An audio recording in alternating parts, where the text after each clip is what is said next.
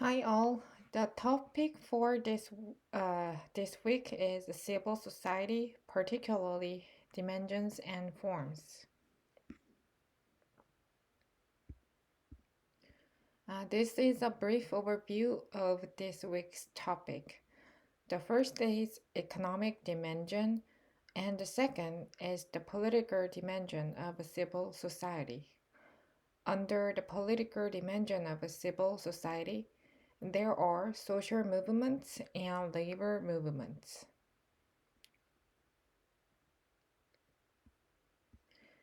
Again, we are starting with the definition of a civil society. It is the sphere of uncoerced human associations between the individuals and the state, in which people undertake collective actions for normative and substantive purposes, relatively independent of a government and the market. This week, we learn specific way of a civil society relating to government and market.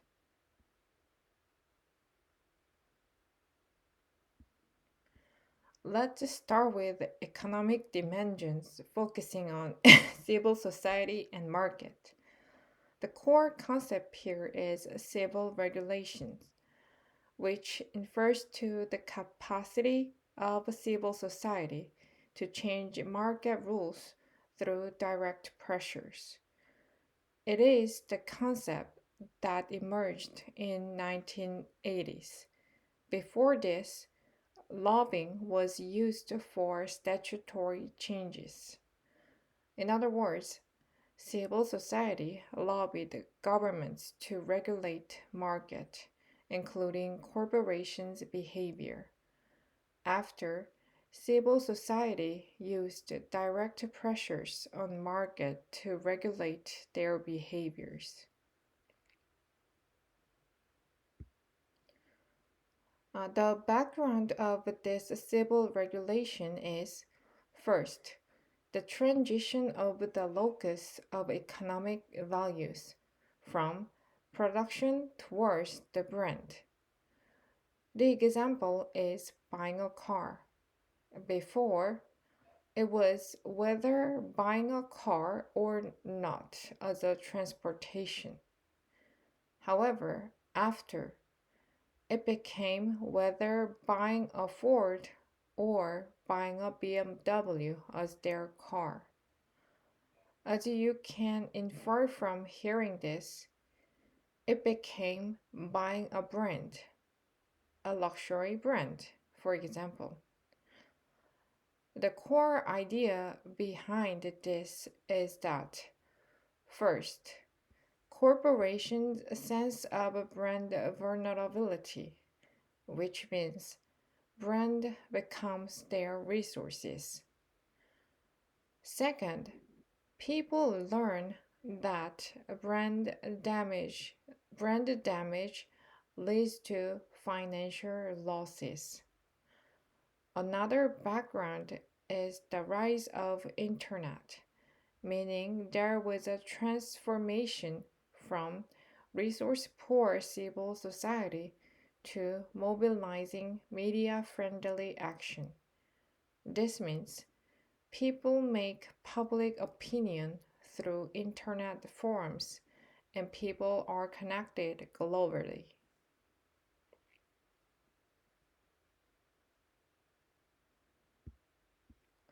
At first, it worked, the civil regulation of civil society.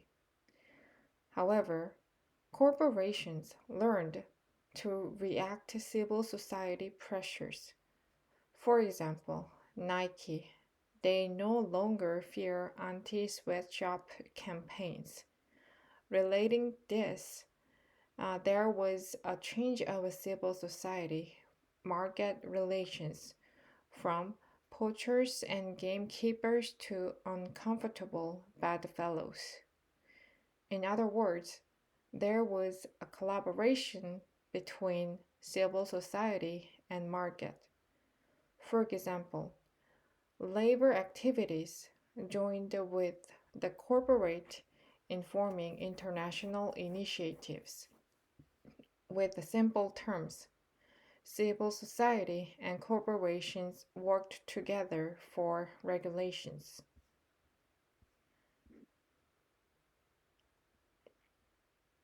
From this, the achievements of a civil society are known as improving corporate transparency, new codes of conduct, social auditing, and collaboratively developing standards from environmental issues to internet privacy issues. However, there were disappointments of the civil society's activities as well. The first is limited pressure to sustain the collaborative initiatives. One of the examples is the close down of global airlines uh, for workers and communities. Also, people learn that changes from collaborative initiatives are limited.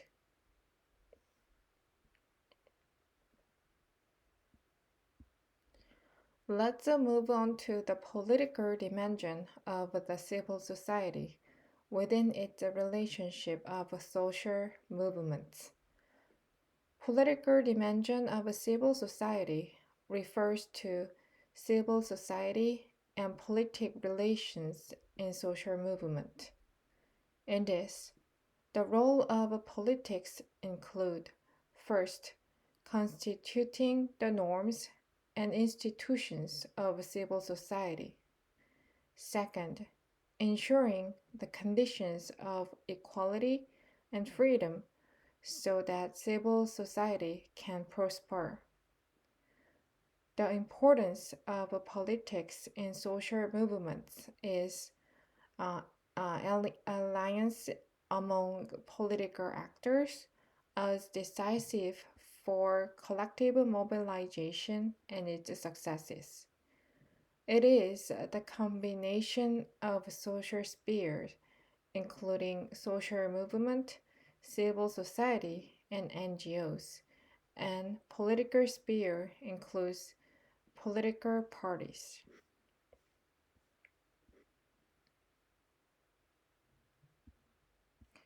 Social movements refers to informal networks created by multiplicity of individuals, groups, and organizations engaged in political or cultural conflicts on the basis of a shared collective identities. It is one possible mode of coordination of collective action within civil society.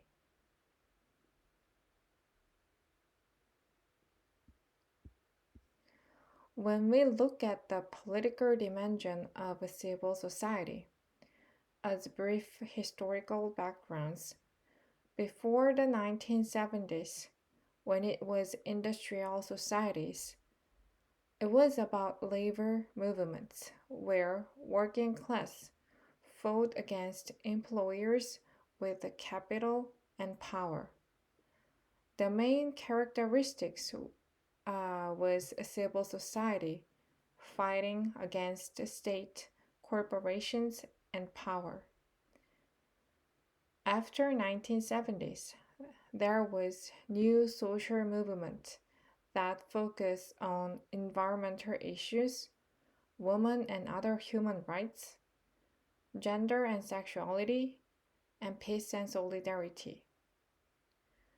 At the time, the main characteristics of the civil society was increasing autonomy of individuals in relation to political and institutional spheres. For example, when it comes to women issues, civil society calls for attention to women's health, responsible maternity, freedom of productive choice, and change of gendered culture.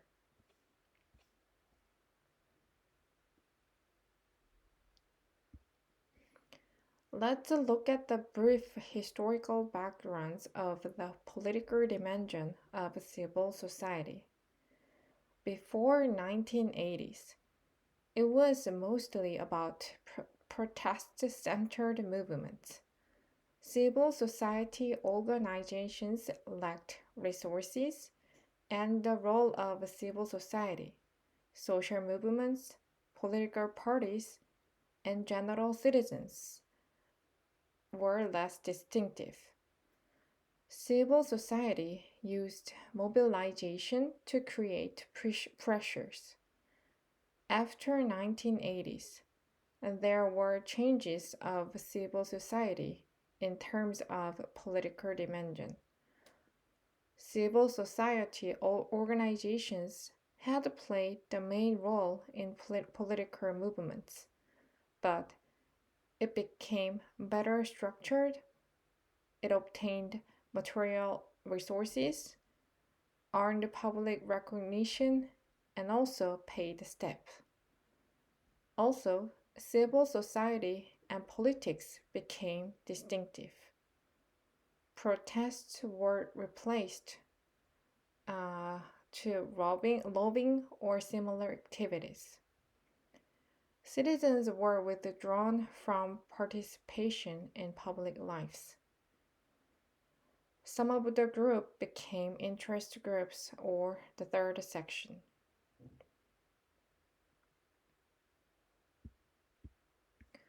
Then there was the third sector in social movements. Organizations became professionalized. They commercialized their activities. Also, with the richer and structured organizations, civil society organizations made more influence by their institutional contacts and legitimacy in the eyes of the public. Labor unions declined and transformed into NGOs. In 2000s, there were the resurrection of protests, combining the old and new models of civil society. Also, they showed stronger ties between political party and civil society.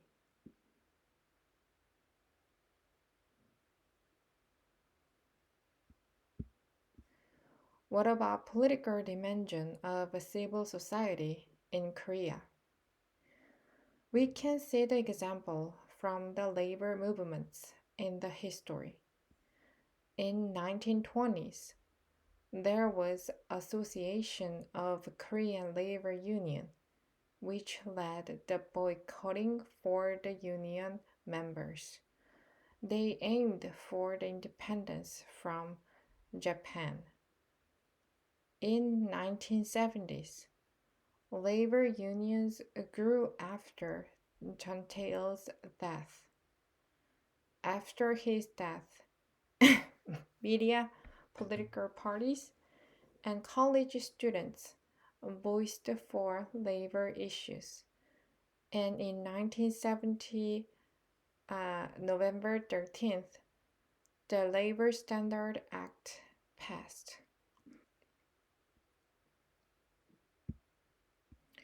From 1960s to 1980s, labor unions protested against authoritarian employers, corporations, and governments that had neglected employees' human rights.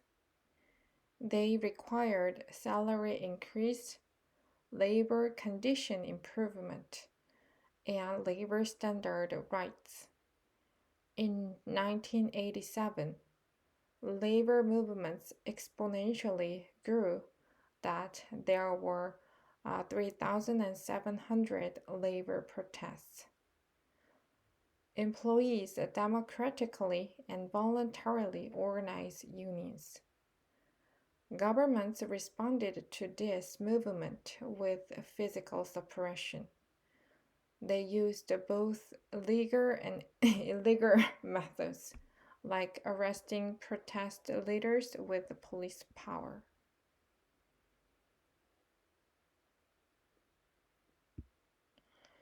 In 1990s, Korean Confederation of Trade Unions was established in 1995. Before, the direction of the movement was like no agreement at all. KCTU, however, opened the possibility of joining policy-making processes. Governments under civilian government changed their attitudes to encompass labor protests. There was establishment of the Committee of Reform of Labor Management Relations to open discussion, poll, and public hearing. In 1997, general strike protesting the National Assembly's snatch legislation about labor law was arose, which was and this general strike was the political fights against injustice.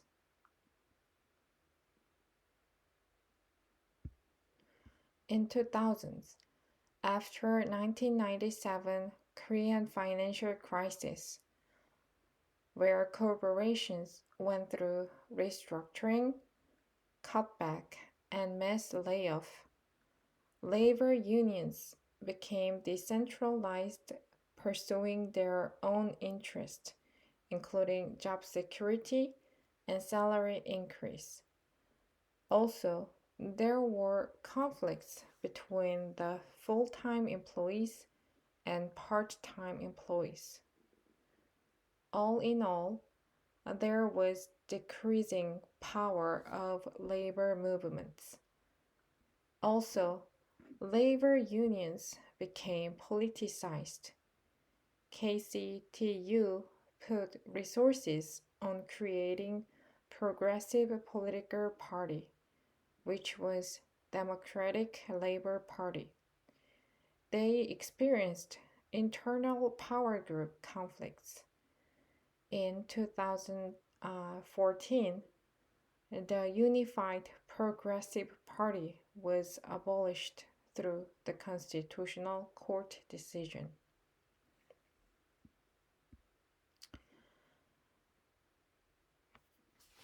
And this is a brief overview of this week's topics.